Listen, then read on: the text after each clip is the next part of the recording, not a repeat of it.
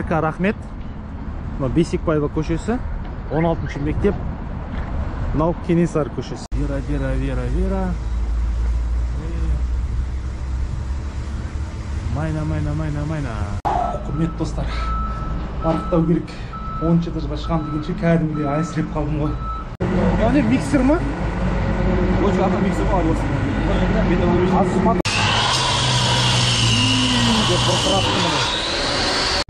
Сразу үйдің қасына шығасам спортпен айналысып жатырмын. Оңай емес обзор түсіру.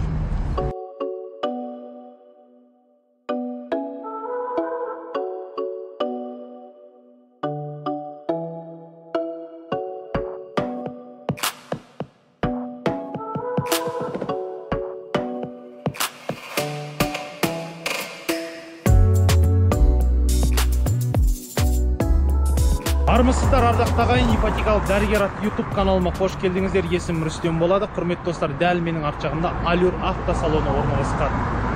Сәл ойланып қалған шығарсыздар да, машинаға бір обзор жасайын немесе бір көлік алайын деп жатқан шығар деп.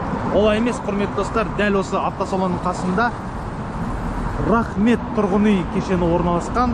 Қазір сіздерге осы тұрғын үй кешені бойынша ақпарат беретін боламын. Қай жерде орналасқан, кім салып жатыр, қанша пәтер бар, бағасы деген сияқты. Сондықтан менің YouTube каналымнан ажырамаңыздар, видеоны ары қаратай тамашалаңыздар. Тұрғын үй нысаны қай жерде орналасқан, соны сіздерге айта кетейін. Рахмет тұрғын үй кешені Нұр-Сұлтан қаласы Байқоңыр ауданында салынып жатыр. Кенесары көшесі қиылысы мен Бейсекбаева көшесі қиылысының маңында. Міне Рахмет тұрғын үй кешені.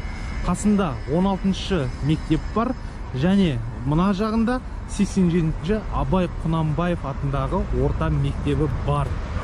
Қазір сіздерге соғылу барысын көрсетемін. Кім соғып жатыр, пәтерлер бағасы қаншадан, ол жайында да ақпарат болады. Сондықтан ары қаратай кеттік. Қазір мен құрылыс алаңындамын.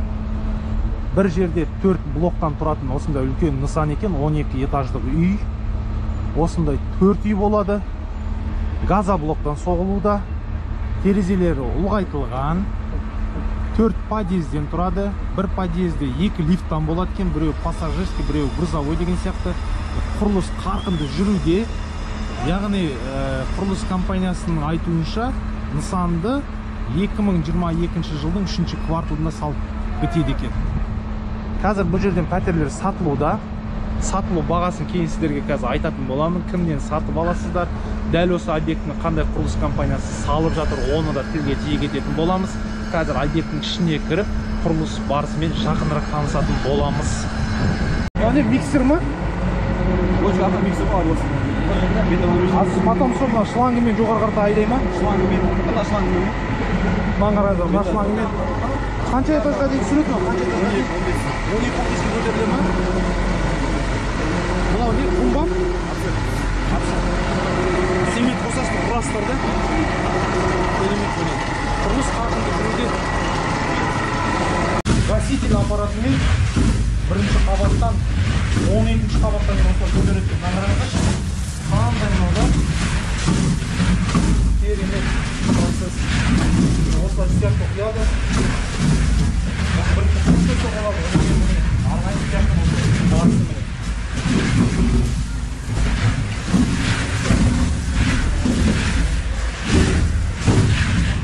Бағана стяжкамен көтерді ғой, шлангымен трубадан да стяжка, цемент, раствор.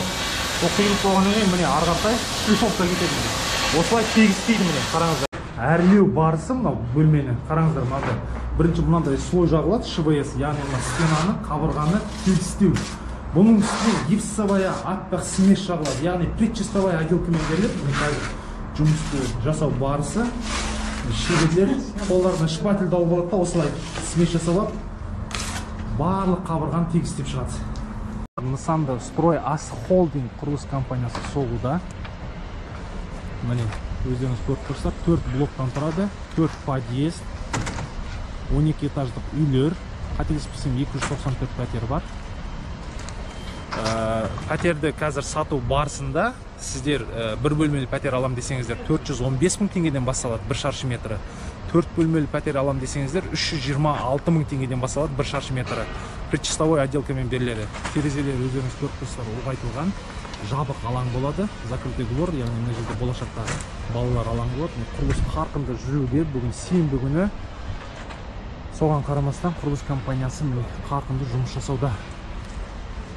Көрдіңіздер, қазір мен подъездерге көріп, бір қабатта қанша пәтер болады, соның бәрін сіздерге айтатын боламын. Пәтерлерді қазір сатып алсаңыздар болады. Свой дом компаниясы арқылы алдын ала бронь жасап қойсаңыздар да болады, рассрочкаға алсаңыздар да болады, немесе 50% алғашқы жарнамен отбасы банк арқылы қосымша залогпен алсаңыздар да болады. Оң жағалауда орналасқан. Міне сіздерге подъезді көрсететін боламын. Міне 4 блоктан соғылады. Міне мынандай подъездер бар. Қазір бір қабатта қанша пәтерден болады, оны да сіздерге айтатын боламын. Қазір мен объекттің ішіндемін. Bir қызығы қараңыздар, мында балконный проемдар кірпішпен соғылады екен.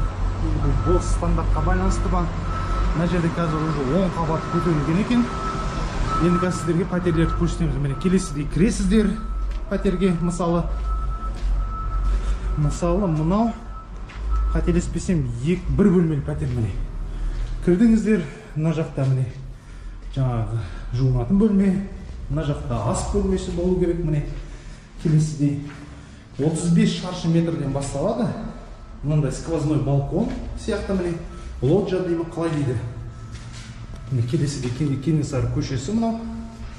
Мынау жаңағы қонақ бөлмесі. Міне көрдіңіздер да? Қазір бұл 3 бөлмелі пәтерді көрейік, қалай екен. Міне мынау подъезд, то есть там площадка. Bir қабатта 4 немесе 5 пәтерден болады екен. Мынау 3 бөлмелі пәтер, қателеспесем. Міне келесідей кірдіңіздер. Мына жерде жаңағы аяқ киім шештіңіздер деген сияқты. Онан кейін мына жерде бір бөлмелі. Міне мынау ас бөлмесі болуы мүмкін. Міне балкондар мынандай кірпіштен қараңыздар. Міне көрдіңіздер ма? Терезе дворға қараған мына жақта. Міне мынау жаңағындай қонақ бөлме болуы керек. Потолоктың биіктігі мына жерде қабырғалардың биіктігі 3 метр екен. 3 метр керемет. Арғартай мына жерде міне жуынатын және дәретхана бөлек-бөлек. Келесідей предчистовая отделкамен беріледі. Мына бір бөлмесі Кенесары көшесіне қараған. Может бір жатын бөлме, может кухня болады проекті бойынша. Ол жағында әлі маған белгісіз. Мына жақта тағы бір бөлмесі бар. Сонда 3-4 керемет да, мына дворға қарайды. Бұны распашонка дейді. Көшеге де қарайды, дворға да қарайды терезелері. Қазір мен сіздерге мүмкіндік болса, үйді төбесіне түсіріп беретін боламын. 10 қабаттан сіздерге көрсетіп жатырмын, көрініс. Мына қараңыздар міне. Мынау алдымызда мынау Абая көшесі. Нысанның, яғни арғы беті Абая көшесі. Енді оң жағалауда әрде жер үйлер бар. Құрылыс қарқынды жүруде, қараңыздар. Абая көшесі бір бағыттағы, ол күн шығыс жаққа қаратай жүреді. Күн батыс жаққа қаратай жүрсеңіз, мына жақтан Артемнің үйлері, Артемнің қасында үйлер. Міне. Енді мына жағында қазір Кенесары көшесін көрсететін боламын. Ең жоғары қабатта жүрміз. Қарқынды жұмыс жүруде.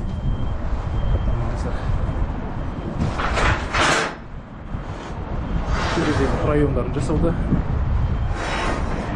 Мына жақ беті Бейсекбаева көшесі. Міне.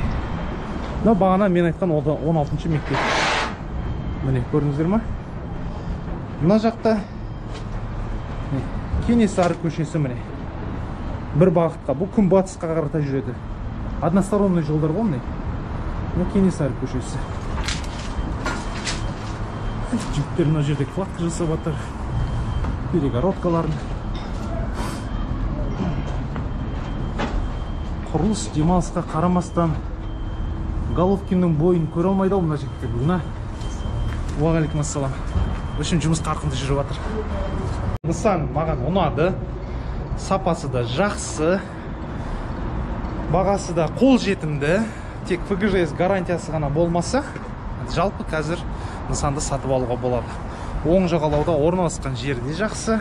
Кенесары Бейсекбаева көшесінің қиылысында инфраструктура қасына дамыған мектеп, балабақша, магазин, жаңағындай сауда орындар барлығы бар. Міне, нысан осы. менин каналыма жазылыңыздар. Келесиде курулуш материалдарынан салынып атыр үй деген.